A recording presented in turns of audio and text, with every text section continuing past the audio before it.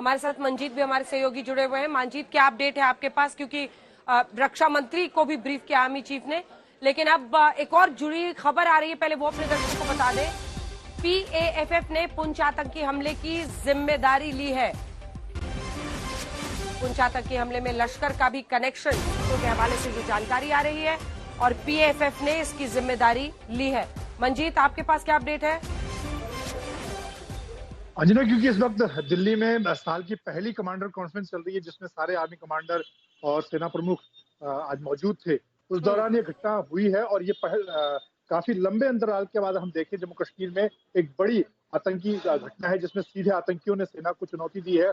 और क्योंकि जो कॉन्वॉय था वो रजौरी से पुंछ बिम्बर गली की तरफ जा रहा था, दिन का वक्त था, उजाले का वक्त था। हालांकि सेना ने उसके बाद इस बात की देर शाम पुष्टि की है कि सीधा आतंकी हमला है। और सबसे बड़ी बात की एक बड़ी चुनौती है क्योंकि सीधे कॉन्वॉय पर गोलियों से और ग्रेनेड से हमला किया गया। इस तरह का हमला पिछले लंबे अंतराल के बाद खासतौर से जम्मू इलाके में, रजौरी से अगर हम पुंछ की तरफ आगे बढ़ते हैं, बिम्बर गली का जो इलाका है, यहाँ पर बहुत सारा रोजाना लंबे कॉन्वॉय जाते हैं सरहद की तरफ। और उसमें इस दौरान अगर पिछले काफी लंबे समय को देखें तो एक बड़ा सीधा हमला है आतंकियों की तरफ से।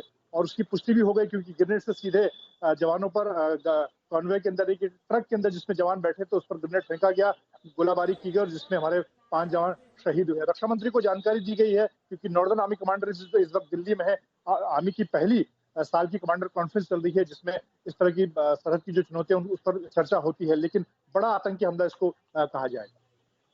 मंजीत, क्या जानकारी है? क्या जैश ए मोहम्मद से भी जुड़ा हुआ कोई लिंक है जिसके जो बैक करता है पीएएफएफ को? लश्कर का भी कोई कनेक्शन? क्या अभी तक ये सब कुछ साफ हो पाया है? कुछ कुछ जगहों से ऐसी खबरें आ रही हैं। देखिए, क्योंकि अगर आप देखें पिछले करीब 2 साल भर से ज्यादा वक्त से दोनों सरहद पर अगर हम देखें तो सीज फायर था भारत और पाकिस्तान सेनाओं के बीच में। और ऐसे में आतंकी घटना हमने देखी कम हुई हैं। लेकिन जो आतंकी संगठन थे, खासतौर से चाहे हम लश्कर तोयबा की बात करें, जैश ए मोहम्मद की बात करें, उनके जो आतंकी हैं जो सरहद पार की लगातार कोशिश कर, उसमें कोई कमी नहीं थी।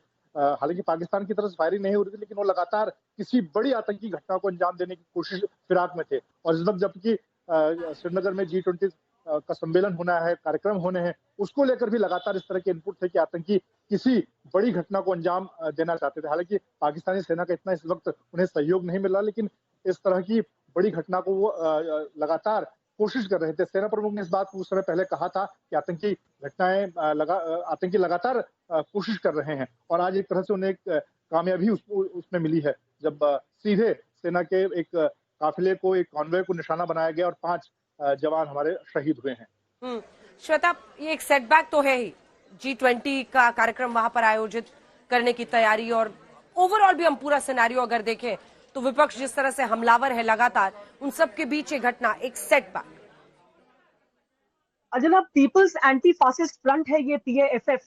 जैश ए मोहम्मद पर जब अंकुश लगने शुरू हुए थे उस समय ये एक दूसरा फ्रंट जो होता है, चेहरा बनाकर ये सब आगे आते हैं। तो पीएएफएफ, आपको याद होगा अभी हाल में उसने जब कश्मीर में लिथियम रिजर्व्स मिले थे तो पीएएफएफ की तरफ से ये धमकी दी गई थी कि हम उस पर हमला करेंगे। तो ये सारी चीजें जो है वो एक एक करके सामने आती हैं। आज अगर ये जो संगठन है जो कि एक फ्रंट है उसका, जैश का, तो ये बहुत सारे प्रश्न इस समय उठाती है हमारे सामने।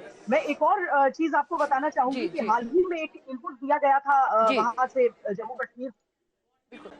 पूर्व डीजीपी इस वक्त हमारे साथ एसपी वैद साहब जुड़ रहे हैं जम्मू कश्मीर के। वैद साहब, बहुत स्वागत है आपका आज तक पर। सेना की गाड़ी पर यह हमला, पहले जो खबर आ रही है, पहले गोलियां चलाई और उसके बाद ग्रेनेड से भी अटैक किया, गाड़ी में आग लग गई, हमारे 5 जवान शहीद हुए हैं।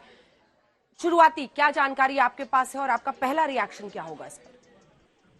देखिए, बहुत अफसोस हुआ है ये जानकर, और पूरे देश की श्रद्धांजलि है हमारे उन जवानों के लिए जिन्होंने शहादत दी देश के लिए और अपनी कुर्बानी दी। और उनके परिवार की तरफ हम सब का इस वक्त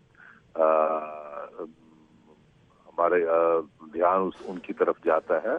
और ये एक एम्बुश लगता है पूरी तरह से, जिसने उसमें पूरी तरह से नोट किया है मूवमेंट को। और बिम्बर गली का इलाका वैसे भी बहुत घना जंगल और बड़ा डिफिकल्ट टेरेन है पुंछ के इलाके में।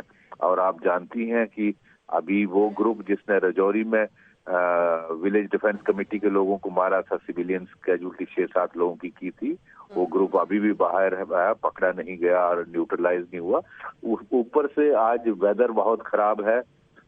मैं यहाँ से जम्मू से बोल रहा हूँ, यहाँ इतनी बिजली गड़क रही है और बारिश हो रही है, तो पुंछ तो पहाड़ी इलाका है, वहाँ और भी ज्यादा हालत खराब होगी।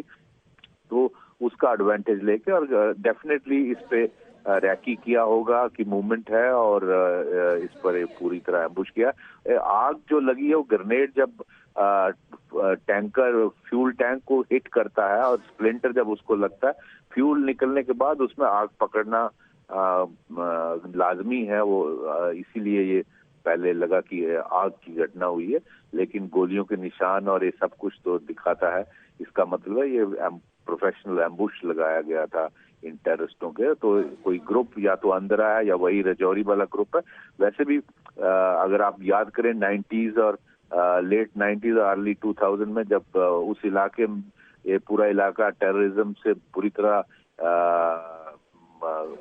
अफेक्टेड था, उस वक्त इस इलाके में काफी ऐसे अटैक होते थे। तो मुझे लगता है उसी का फायदा उठाकर इन्होंने ये अटैक किया है। तो पाकिस्तान को वैसे भी भारत जो इस वक्त SCO की मीटिंग कर रहा है और G20 की मीटिंग खास तौर पर जो कश्मीर में होनी है उसको लेकर वो पिस्ड ऑफ है। तो इसीलिए वो मैं उम्मीद कर रहा था कि कोई बड़ा अटैक ये करेंगे और उन्होंने आज कर दिया। तो इसका मैं समझता हूँ भारत को पाकिस्तान के फॉरेन मिनिस्टर को वेलकम नहीं करना चाहिए अगर उनकी एक्टिविटी गतिविधियां ऐसी रहेंगी तो।